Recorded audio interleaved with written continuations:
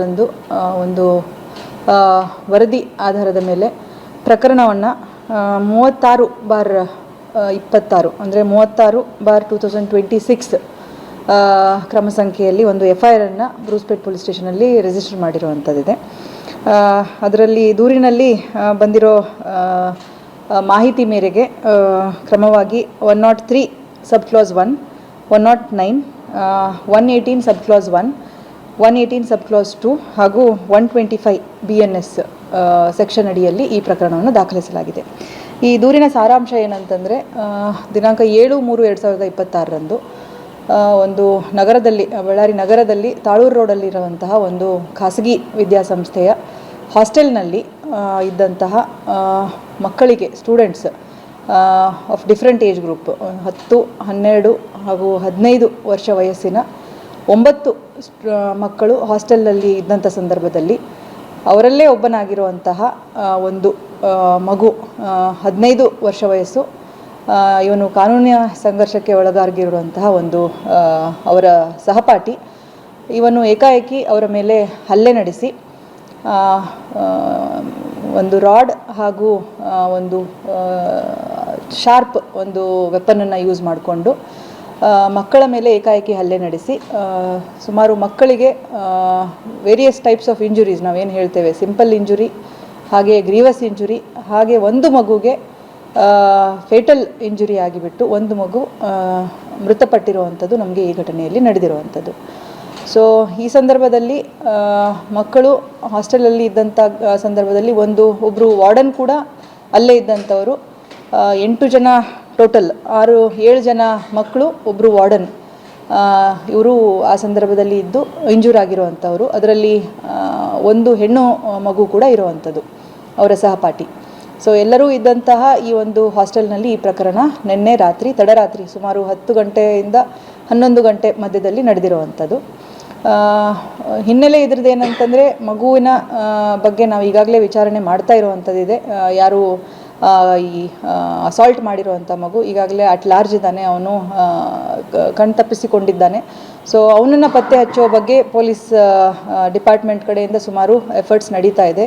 ಈ ನಿಟ್ಟಿನಲ್ಲಿ ನಾವು ಒಂದು 5 ಇನ್ಸ್ಪೆಕ್ಟರ್ಸನ್ನು ಹಾಗೂ 2 ಸಬ್ ಇನ್ಸ್ಪೆಕ್ಟರ್ಸನ್ನು ಒಳಗೊಂಡಂತೆ ಟೀಮ್ಸನ್ನು ಮಾಡಿಬಿಟ್ಟು ಟೆಕ್ನಿಕಲಿ ಅನಲೈಸ್ ಮಾಡುವಂಥದ್ದು, ಮೇನ್ಲಿ CCTV ಫೂಟೇಜನ್ನು ನಾವು ಆಲ್ ಓವರ್ ಸಿಟಿ ಅವನ ಮೂಮೆಂಟ್ ಯಾವ ಕಡೆ ಆಗಿದೆ ಅನ್ನೋದನ್ನು ಪರಿಶೀಲನೆ ಮಾಡಲಿಕ್ಕೆ ಟೀಮ್ಸನ್ನು ಮಾಡಿದ್ದೇವೆ. ಹಾಗೆ ಪ್ರಾಮಿನೆಂಟ್ ರೋಡ್ಸ್ ಅವ್ನು ಮೂವ್ ಆಗ್ತಾ ಇರುವಂಥದ್ದು ಎಲ್ಲಿದೆ CCTV ಇನ್ಫಾರ್ಮೇಷನ್ ಪ್ರಕಾರ ಅದನ್ನು ಪತ್ತೆ ಹಚ್ಚೋದಕ್ಕೆ ಅವನ ಚೆಹರೆ ಈಗಾಗಲೇ ನಮ್ಮ ಜೊತೆ ಇರೋದ್ರಿಂದ ಈ ಟೀಮ್ಸ್ ಕೂಡ ಆನ್ ಗ್ರೌಂಡ್ ವರ್ಕ್ ಮಾಡ್ತಾ ಇರುವಂಥದ್ದಿದೆ.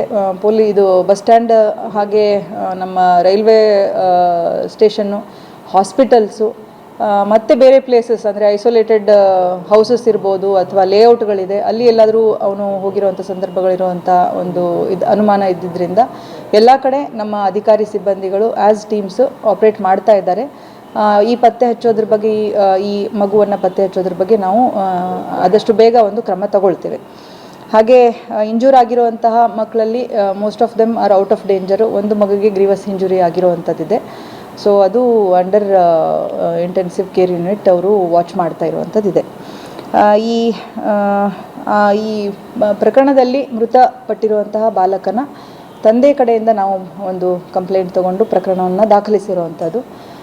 ಅವರು ಈ ಆರೋಪಿತ ಅಥವಾ ಕಾನೂನಿನ ಸಂಘರ್ಷಕ್ಕೆ ಒಳಗಾದಂಥ ಮಗುವಿನ ಜೊತೆಗೆ ಶಾಲಾ ಆಡಳಿತ ಮಂಡಳಿ ಮೇಲೆ ಕೂಡ ಅವರ ಕಡೆಯಿಂದ ಕೆಲವು ನೆಗ್ಲಿಜೆನ್ಸ್ ಆ್ಯಕ್ಟ್ಸ್ ಆಗಿದೆ ಅನ್ನುವಂಥದ್ದನ್ನು, ಅವರನ್ನು ಮಕ್ಕಳ ಮೇಲೆ ನಿಗಾ ವಹಿಸೋದ್ರ ಬಗ್ಗೆ ಅವರು ಕೆಲವು ನೆಗ್ಲಿಜೆನ್ಸ್ ತೋರಿಸಿದ್ದಾರೆ ಅನ್ನುವಂಥ ಒಂದು ಆರೋಪವನ್ನು ಮಾಡಿ ಅವರ ವರದಿಯಲ್ಲಿ, ಅವರ ದೂರಿನಲ್ಲಿ ದಾಖಲು ಮಾಡಿರೋದ್ರಿಂದ ನಾವು FIR ಅಲ್ಲಿ ಮಗು ಹಾಗೂ ಶಾಲಾ ಆಡಳಿತ ಮಂಡಳಿಯನ್ನು ಕೂಡ ನಾವು ಆರೋಪಿತರನ್ನಾಗಿ ಮಾಡಿದ್ದೇವೆ. ಸೊ ಮುಂದಿನ ಏನಾದರೂ ಮಗುವನ್ನು ಪತ್ತೆ ಹಚ್ಚಿದ್ದು ಮಾಹಿತಿ ಬಂದಲ್ಲಿ ತಿಳಿಸಲಾಗ್ತದೆ. Thank you. ಈ ಘಟನೆ ಆದಮೇಲೆ ಸಾಕಷ್ಟು ಪೇರೆಂಟ್ಸ್ಗಳಿಗೆ ಭಯ ಆಗ್ತಾ ಇದೆ, ನಮ್ಮ ಮಕ್ಕಳನ್ನ ಯಾವ ರೀತಿ ಹಾಸ್ಟೆಲ್ ಓದಿಸ್ಬೇಕು ಅಂತ ಈ ರೀತಿ ಭಯ ಆಗಿದೆ. ನೀವು ಏನು ಹೇಳಿ? ಟೋಟಲ್ ಇದ್ದವರು 9 ಜನ ಮಕ್ಕಳು. 9ರಲ್ಲಿ ಒಬ್ಬನಿಗೆ ಇಂಜುರಿ ಆಗಿಲ್ಲ, 8 ಜನರಿಗೆ ಆಗಿರುವಂಥದ್ದು. 8 ಜನರಲ್ಲಿ ಒಂದು ಮಗು ಡೆತ್ ಆಗಿದೆ, ಪ್ಲಸ್ ಒಬ್ಬರು ವಾರ್ಡನ್. ಸೊ ಇಷ್ಟು ಜನ ಈ ಥರ ಎಷ್ಟು ಹಾಸ್ಟೆಲ್ಗಳಿದಾವೆ, ಇದರ ಒಂದು ಕ್ಷೇಮ ಹೇಗಿದೆ ಈಗ ನಾವೇನು ಮಾಡ್ತೇವೆ ಅಂತಂದರೆ FIR ಅಲ್ಲಿ ಆಡಳಿತ ಮಂಡಳಿ ಬಗ್ಗೆ ಬಂದಿದ್ದು, ನಾನು ಕೂಡ ಇವತ್ತು ಘಟನಾ ಸ್ಥಳವನ್ನು ವಿಸಿಟ್ ಮಾಡಿರುವಂಥದ್ದಿದೆ. ಅಲ್ಲಿ CC ಕ್ಯಾಮೆರಾಸ್ ಇನ್ಸ್ಟಾಲ್ ಮಾಡಿದ್ದಾರೆ, ಬಟ್ ಯಾವುದೂ ಫಂಕ್ಷನಿಂಗ್ ಇಲ್ಲ. ಹಾಗೆ ವಾರ್ಡನನ್ನು ನೇಮಕ ಮಾಡಿರುವಂಥದ್ರ ಬಗ್ಗೆ ಕೆಲವು ನಮಗೆ ಕೂಡ ಅದರಲ್ಲಿ ಪರಿಶೀಲನೆ ಮಾಡಲಿಕ್ಕೆ ಇರುವಂಥದ್ದು. ಮತ್ತು ಮಕ್ಕಳ ಸಂಖ್ಯೆ ಎಷ್ಟಿತ್ತು ಅಲ್ಲಿ ಅನ್ನುವಂಥದ್ದನ್ನು ಕೂಡ ನಾವು ಪರಿಶೀಲನೆ ಮಾಡಬೇಕಾಗಿದೆ. ವಾರ್ಡನ್ನ ನೇಮಕ ಮಾಡು ಮತ್ತು ಹಾಸ್ಟೆಲ್ ನಡೆಸಲಿಕ್ಕೆ ಅವರಿಗೆ ಸರಿಯಾದ ಅಪ್ರೂವಲ್ ಅಥವಾ ಲೈಸೆನ್ಸಸ್ ಇತ್ತಾ ಅನ್ನುವಂಥದ್ದು ರೆಸಿಡೆನ್ಷಿಯಲ್ಗೆ ಅನ್ನುವಂಥದ್ದನ್ನು ಕೂಡ ನಾವು ಪರಿಶೀಲನೆ ಮಾಡ್ತೇವೆ. ಈ ನಿಟ್ಟಿನಲ್ಲಿ ನಾವು ಎಜುಕೇಷನ್ ಡಿಪಾರ್ಟ್ಮೆಂಟ್ಗೆ ರಿಕ್ವೈರ್ಡ್ ಡಾಕ್ಯುಮೆಂಟ್ಸನ್ನು ನಾವು ಈ ಕೂಡಲೇ ಕೇಳ್ತೇವೆ. ಹಾಗೆ ಸ್ಕೂಲ್ ಕಡೆಯಿಂದ ಕೂಡ ನಾವು ಕೆಲವೊಂದು ಡಾಕ್ಯುಮೆಂಟ್ಸ್ ಅವರ ಶಾಲೆಯನ್ನು ರನ್ ಮಾಡ್ತಾ ಇರೋದ್ರ ಬಗ್ಗೆ ಪರಿಶೀಲನೆಗಾಗಿ ಪಡೆದುಕೊಳ್ತೇವೆ. ಈಗ ಸಾಕಷ್ಟು ಇಲ್ಲಿ ಹೊರಗಡೆಯಿಂದ ಬಂದಂಥ ಆಂಧ್ರ ಬೇಸ್ಡ್ ಇನ್ಸ್ಟಿಟ್ಯೂಷನ್ಸ್ ಈ ಥರ ಇದ್ದಾವೆ, ತುಂಬ ಅಲ್ಲಿ ಭಾಳ ಸೌಲಭ್ಯಗಳು ಇಲ್ಲ ಅಂತಾರೆ. ತಾವುಗಳು ಏನಾದರೂ ಒಂದು ಈಗ ಎಜುಕೇಷನ್ ಇನ್ಸ್ಟಿಟ್ಯೂಷನ್ಸು ಡೈರೆಕ್ಟ್ಲಿ ನಮ್ಮ ಅಂಡರ್ ಅಂತೂ ಬರೋದಿಲ್ಲ. ಬಟ್ ಇದರಲ್ಲಿ ಈ ಪರ್ಟಿಕ್ಯುಲರ್ ಕೇಸಲ್ಲಿ ಇರುವಂಥ ಎಜುಕೇಷನಲ್ ಇನ್ಸ್ಟಿಟ್ಯೂಷನ್ನಲ್ಲಿ ಏನು ನಮಗೆ ಸಮಸ್ಯೆಗಳು ಕಂಡು ಬಂದಿದೆ ಮಕ್ಕಳ ಸೇಫ್ಟಿ ಸೆಕ್ಯೂರಿಟಿ ಬಗ್ಗೆ, ಅದನ್ನು ನಾವು ಬೇಸ್ಡ್ ಆನ್ ದಿಸ್ FIR ಅದರ ಬೇಸಿಸ್ ಮೇಲೆ ಒಂದು ವರದಿಯನ್ನು ಕನ್ಸರ್ನ್ ಡಿಪಾರ್ಟ್ಮೆಂಟ್ಗೆ ನಾವು ಕಳಿಸ್ಕೊಡ್ತೇವೆ. Thank you.